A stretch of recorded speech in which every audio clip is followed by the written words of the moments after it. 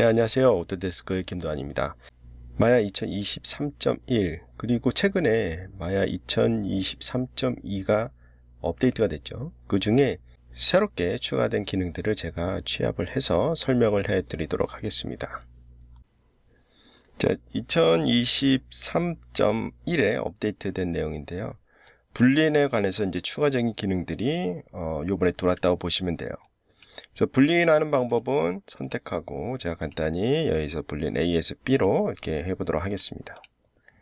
자, 업데이트된 내용은 여기 보시면은 만약에 제가 현재 큐브로 해서 분린을 적용을 했죠. 그래서 만약에 큐브라든가 이런 오브젝트를 똑같은 걸 하나 더 하고 싶어. 그럼 여기서 복사를 한 다음에 분린을 또 적용을 해야 되겠죠. 하지만 이번 업데이트에서는 똑같은 오브젝트를 복사를 하고 싶을 경우에는 여기서 오른쪽 마우스 버튼 눌러서 Duplicate as Copy 라고 눌러주시면은 똑같은 게 복사가 돼요. 바로.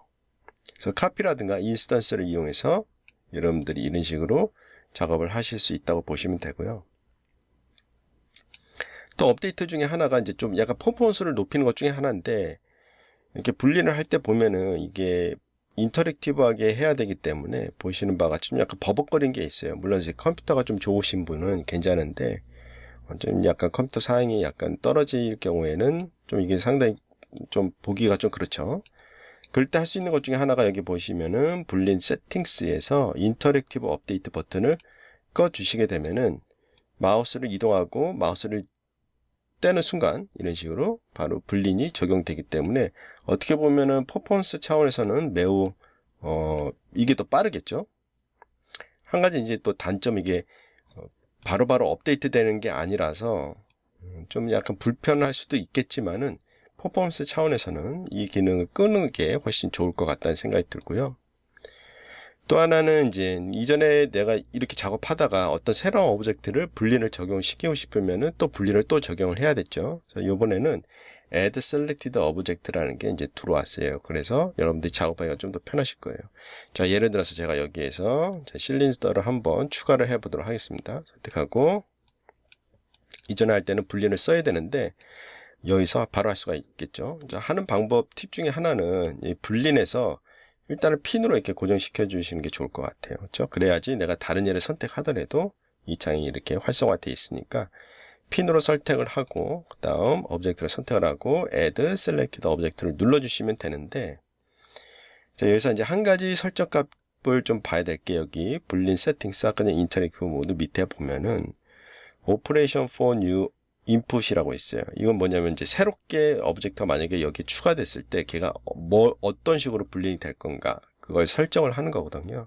그래서 기본적으로 이제 유니언이 돼 있는데, 저희는 이제 유니언보다는 이제 디퍼런스를 더 많이 쓰죠. 물론 이제 적용한 다음에 바꿔도 상관은 없는데, 자, 기본 값으로 자, 이렇게 쓰겠다라고 한번 설정을 하게 되면은 Add Selected Object 했을 때 이 설정 값에 따라 이렇게 추가가 된다고 보시면 돼요. 또 하나 업데이트 된 것 중에 하나는, 만약에 이제 아웃라인에서 내가 이제 불린했었던 오브젝트를 선택을 하게 되면은 그에 따라서 여기서 불린 패널에서 이렇게 선택을 해줘요. 그래서 이전에는 이게 어떤 게 불린이고 이렇게 좀 구별하기가 힘들었는데, 지금은 이렇게 선택을 했을 때, 아, 얘가 여기 썼었구나. 그런 거를 여기 아웃라인이라든가 아니면 불린 이 창에서 여러분들이 쉽게 보실 수 있다고 볼 수 있죠. 네, 점 1에서 업데이트된 내용 중에 또 FBX 관련된 게 하나 있는데요. 자, 파일에 가서 FBX를 임포트를 할 때 여기 보시면은 프리셋에서 지오메트리 항목에 보면은 스무딩 그룹이란 게 이제 새롭게 들어왔습니다. 마야는 이제 스무딩 그룹이란 게 없죠. 이게 이제 맥스에 있는 건데요. 맥스에서 이제 이게 하드 엣지인지 소프트 엣지인지 그거를 이제 스무딩 그룹으로 설정을 하게 되는데, 이렇게 설정을 하더라도 마야에 갖고 오게 되면은 이 정보값이 마야에는 없기 때문에 정확한 값이 들어오지 않았거든요. 근데 만약에 맥스라든가 그런 파일에서 스무드 그룹이 적용된 것 같은 경우는 이 옵션을 일단은 프리셋에서 활성화를 시키고 임포트를 하시게 되면은 그 정보값을 갖고 올 수 있도록 업데이트 됐다고 보시면 됩니다. 자, 점 1에서 또 업데이트 된 것 중에 하나가 노드 에디터인데요. 자, 노드 에디터에서 보면은 트래블 뎁스라고 해가지고 내가 선택한 오브젝트를 기준으로 몇 단계 앞뒤로 노드 연결 구조를 볼 것인가 라고 보시면 돼요. 기본값이 -1로 돼 있어요. 이거는 -1이라는 것은 무한대로 볼 수 있는 거거든요. 근데 작업할 때 보면은 노드 작업할 때 이게 너무 많이 보이면 작업하기가 힘들죠. 그래서 이거를 1단계로 볼지 2단계로 볼지 이걸 설정을 할 수가 있는데, 프레퍼런스에 가셔서 노드 에디터 가게 되면은 지금 현재 트래블 뎁스가 기본값으로 unlimited로 되어 있죠. 이거를 설정할 수 있게끔 새로운 설정값이 들어왔다고 보시면 돼요. 그래서 기본값을 unlimited로 쓸 것이냐, 아니면 기본값을 내가 처음에 노드 에디터를 활성화 시켰을 때 몇 단계로 볼 것인가, 그거를 초기 값을 위해서 설정을 하실 수 있다고 보시면 돼요. 자, 그 다음 constraint 쪽으로 한번 가볼까요? constraint 보면은 UV 핀, proximity 핀 이런 것들이 있는데요. 이 기능이 그 전에 이제 월드 값이 적용이 돼 있었거든요. 그래서 그게 뭔지 한번 보이도록 하겠습니다. 자, UV 핀을 한번 적용을 해보도록 하겠습니다. 그래서 선택을 하고 제가 UV 핀을 이런 식으로 적용을 해놨어요. 그래서 지금 현재 자, 이 큐브 같은 경우는 UV에 적용이 되어 있는 것을 보실 수가 있죠. 그래서 UV 핀에서 확인해 보면은 자, UV에 따라서 자, 이런 식으로 핀이 된 걸 보실 수가 있는데, 업데이트 된 내용은 Relative Space Mode라는 게 새롭게 업데이트가 됐어요. 그래서 지금 현재 뭐 이렇게 여기까지는 괜찮죠. 근데 저희들이 이런 거 이제 복잡한 세팅을 할 때 이제 그룹을 줘가지고 세팅을 하게 되는데, 만약에 이제 얘가 그룹 속에 들어있는 상태에서 움직이게 되면은 얘가 이렇게 같이 움직이죠. 그렇죠? 이게 움직이게 마야에서는 이렇게 디포머하고 특정 적용된 디포머 오브젝트가 이동하는 거에 대해서 더블 트랜스포메이션이라고 그래가지고 움직임 값이 두 개가 계산이 돼서 이렇게 이런 현상이 나타나게 되죠. 그렇죠? 그래서 이거를 방지하기 위해서 아까 UV 핀에 이게 들어왔다고 보시면 돼요. 그래서 기본값은 월드로 되어 있기 때문에 이렇게 되는 거고요.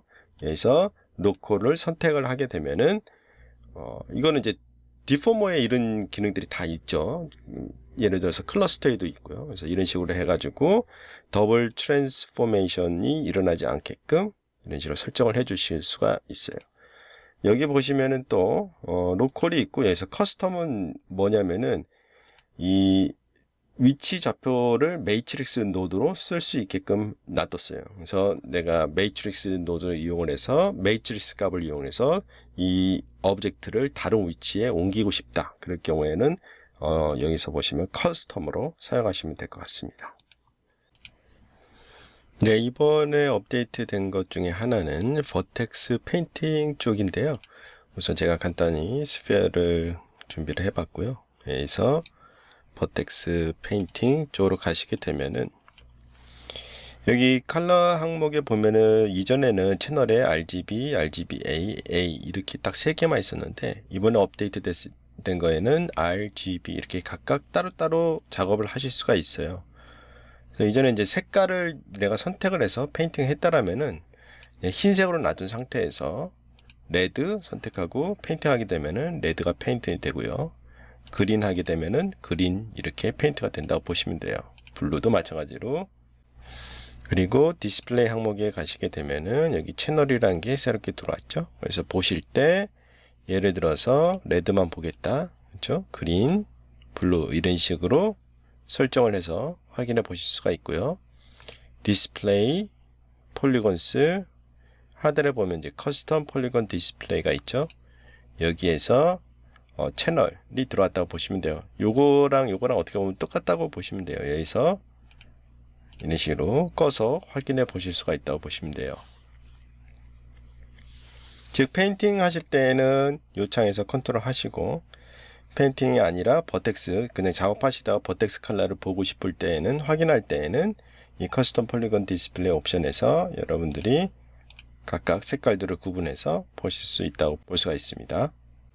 네, 2023에서 그리스 펜슬이라는 게 이제 새롭게 이름을 블루 펜슬로 바꾸면서 다양한 기능들이 들어왔죠. 그래서 이번에 2023.2 업데이트에서는 좀 더 타블렛에 적합하게끔 업데이트가 됐다고 보시면 돼요.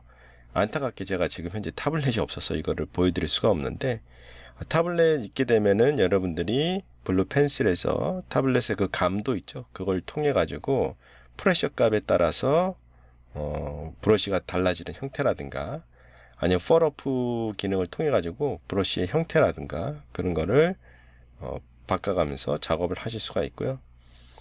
또 이 블루 펜슬이 적용되어 있는 파일을 저장하고 또 불러올 때 퍼포먼스가 좀 더 좋아졌다고 보시면 됩니다. 자, 그리고 이제 블루 펜슬 작업하실 때 보면은 레이어도 블루 펜슬용 레이어가 따로 제공이 되는데, 거기에서 바로 블루 펜슬이 적용된 카메라들을 전부 다 반대로죠. 카메라에 적용된 블루 펜슬들을 한꺼번에 지울 수 있게끔 옵션도 제공이 됩니다.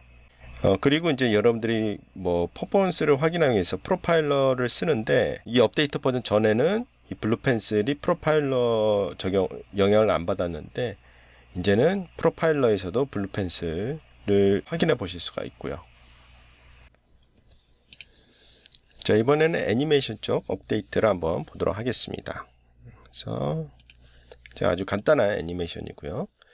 아마 이게 이제 안 보이시는 분도 있을 거예요. 여기 보면은 이렇게 수직 짝대기에다가 삼각형 되어 있는 예 클릭하게 되면 이게 확장이 되는데, 여기 보면 인 탄젠트, 아웃 탄젠트 되어 있죠. 얘가 해주는 역할은 뭐냐면은 내가 원하는 탄젠트에다가 일괄적으로 각도를 적용할 수가 있습니다. 자, 예를 들어서 여기에다가 제가 10도 하고 엔터 치게 되면은 일괄적으로 탄젠트들이 10도로 기울게 되죠. 근데 만약에 이제 여기에서 내가 탄젠트가 각각 모양이 달라. 그럼 이 상태에서 이 모양 다른 거에 일괄적으로 내가 10도씩, 그쵸? 돌리고 싶을 때는 여기에다가 10도를 더하는 거죠. 그래서 플러스, 그 다음 이꼴, 다음 원하는 각도를 쳐주시면 돼요. 하고 엔터 하게 되면은 그 각도를, 각각의 각도를 유지하면서 걷다가 여러분들이 원하는 각도를 적용을 하실 수가 있습니다. 뭐 우선 그냥 똑같이 제가 만들어 놓고요. 자, 그리고 여기 보시면은 또 다른 것들이 있어요. 이거는 웨이트 값이거든요. 지금 현재 이 탄젠트 같은 경우는 웨이트 값이 적용이 안 돼 있죠. 그래서 뭐 이렇게 할 수도 있죠. 탄젠트를 일단은 브레이크를 시키고 여기에다가 웨이트 값도 적용을 해서 각각 따로따로 할 수가 있어요. 자, 예를 들어서 내가 인 탄젠트는 뭐 예를 들어서 10도 하게 되면 인 탄젠트, 지금 내가 브레이크를 해놨기 때문에 이런 식으로 적용이 되죠. 그래서 여기는 뭐 마이너스 30도 뭐 이런 식으로 적용할 수가 있고, 일단 웨이트 값도 직접 지정을 하실 수가 있어요. 뭐 예를 들어서 3, 4, 그렇죠?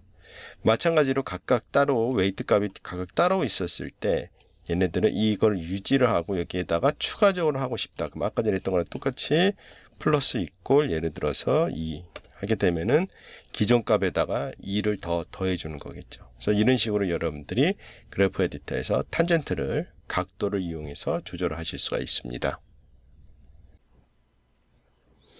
네, 이번에는 리깅 쪽 조인트 디스플레이 업데이트 하나가 있는데요.